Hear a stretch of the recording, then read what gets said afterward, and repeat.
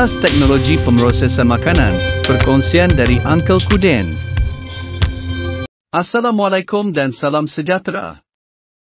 Saya Uncle Kuden, dan dalam video ini kita akan membincangkan asas teknologi pemrosesan makanan. Teknologi ini penting untuk memastikan makanan lebih tahan lama, selamat dimakan, dan mengekalkan kualiti terbaik. Kita akan menyelami 7 kategori utama dalam pemprosesan makanan. Jom kita mulakan. A. Teknologi pemprosesan termal haba. Teknologi pemprosesan haba digunakan untuk membunuh mikroorganisma dalam makanan. Kaedah ini merangkumi pendidihan, contohnya dalam memasak susu atau air. Pensterilan seperti dalam makanan dalam tin untuk ketahanan lebih lama. Pempasteuran digunakan dalam susu dan jus untuk membunuh bakteria berbahaya. Pemanggangan dan penyangaian seperti dalam roti dan kopi. B. Teknologi pemprosesan sejuk. Teknologi pemprosesan sejuk membantu mengekalkan kesegaran makanan. Ini termasuk penyejukan chilling seperti dalam penyimpanan sayur dan buah. Penyejukan beku freezing untuk daging, makanan laut, dan produk beku lain. Pembekuan cepat IQF Individually Quick Frozen digunakan dalam produk seperti sayur campuran beku dan nugget ayam. C. Teknologi pemprosesan mekanikal. Pemprosesan mekanikal melibatkan perubahan fizikal makanan tanpa mengubah komposisinya.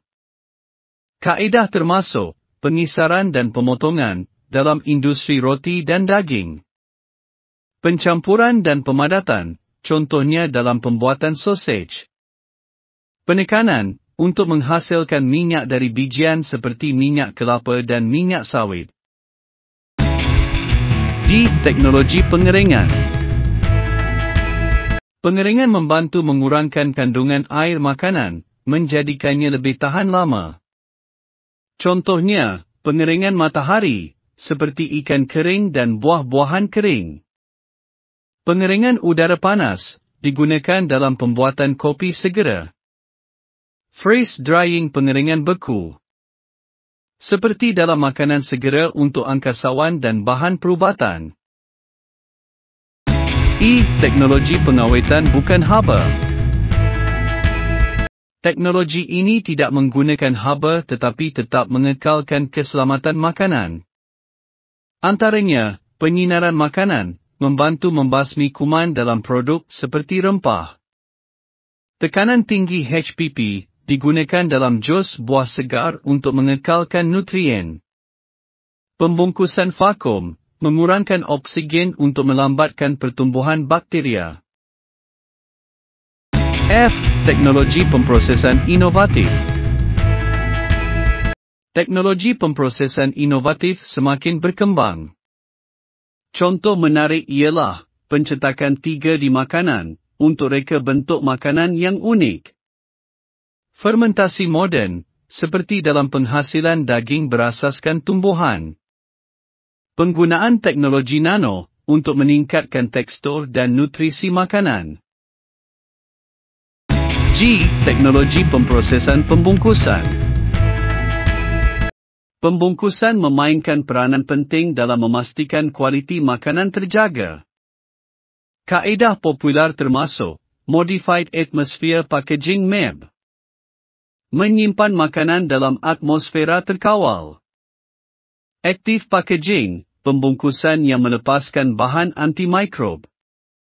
Biodegradable Packaging, untuk kelestarian alam sekitar. Inilah dia asas teknologi pemprosesan makanan. Teknologi ini membantu industri makanan menghasilkan produk yang lebih selamat, berkualiti, dan tahan lama. Jika anda ingin tahu lebih lanjut tentang teknologi makanan, jangan lupa like, share dan subscribe ke channel Uncle Kuden. Jumpa lagi dalam video Uncle seterusnya.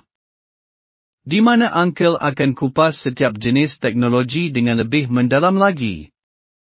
Insya Allah.